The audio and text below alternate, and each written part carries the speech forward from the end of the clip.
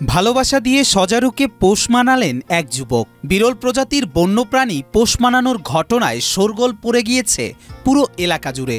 উৎসুক জনতা যুবক ও সজারুর ভালোবাসা দেখতে ভিড় জমাচ্ছেন প্রতিনিয়ত।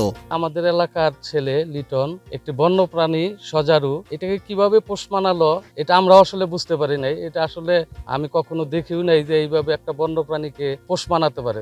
ভালোবেসে বন্যপ্রাণীকেও পোষ মানানো যায় কথাটির যথার্থতা মিলেছে টাঙ্গাইলের ঘাটাইলে। সানবিট সব দিবে সামাল। সানবিট ম্যাজিক প্রেস ডিশওয়াশিং এর মাথা ঘোরানো সলিউশন। সুমন আহমেদ লিটন পেশায় একজন ব্যাটারি চালিত রিকশা চালক। অটোরিকশা চালানোর সুবাদে পাশের এলাকায় মুমূর্ষ অবস্থায় ছোট্ট একটি সজারুর বাচ্চা কুড়িয়ে পান লিটন। এরপর বাড়ি নিয়ে এসে চিকিৎসা ও সেবা যত্ন করে সুস্থ করে তোলেন সজারুটিকে। গাড়ি চালাইতে যাইয়া বর্ষা মাসে গত রমজানে গর্তের ভিতরে মনে হয় পানি গেছিল, ওই বাচ্চাটা বাইরে দেখি চেঁচাইতেছে, কান্না করতেছে। পরে আমি ওর কাছে যাইয়া ওরে ধরে নিয়ে আসছি। পোষা প্রাণীর মতোই সজারুর বাচ্চাটিকে লালন পালন করতে থাকেন লিটন।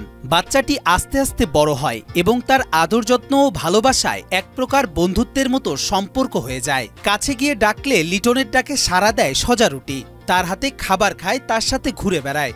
নিবিড় এক বন্ধুত্ব দুজনের মধ্যে। বাড়িতে লোক নাই, ওই সময় আমি ওরে ছাইরা দিছি। ছাইরা দেওয়ার পরে এখন দেখি ও আমার পিছে পিছে ঘুরে, আমি যেদিকে যাই ওই দিকেই যায়। স্বয়ং একটা কুকুরের মতো এত পোষ মানছে যা অন্য অন্য প্রাণীর চেয়ে ও বেশি আপন হয়ে গেছে। আমার কথাগুলা ও ভাষা এবং কথা বুঝতে পারে। আমি যদি বলি যে এনে বসো, ও বসে। বন্যপ্রাণী সাধারণত বন জঙ্গলে থাকতেই পছন্দ করে, কিন্তু ছোটবেলা থেকে লিটনের আদর যত্নে বড় হওয়ার পর একরকম পরিবারের সদস্য হয়ে গেছে বন্যপ্রাণী সজারু। পরিবারের সদস্যরা একসময় সজারুটিকে ভয় পেলেও এখন আর কেউ ভয় পান না, পরম আদরে কাছে টেনে নেন। আমার আপন কাকা মোহাম্মদ লিটন আহমেদ এই সজারুটি লালন পালন করতেছে দীর্ঘদিন ধরে। এই সজারুটি আমাদের এখন পরিবারের অংশ হয়ে গেছে। আগে একটু ভয় পাইতাম, যেহেতু বন্যপ্রাণী কাঁটাযুক্ত ভয়ঙ্কর প্রাণী, সেজন্য ভয় পাইতাম, কিন্তু এখন এই যে আমাদের পরিবারের অংশ হওয়ার এখন আর একটা ভয় পাই না। ছোট্ট শিশুর মতোই বাড়ির আঙিনা ও রাস্তাঘাটে হেঁটে বেড়ায় সজারুটি, কখনো কারোর ক্ষতি করে না।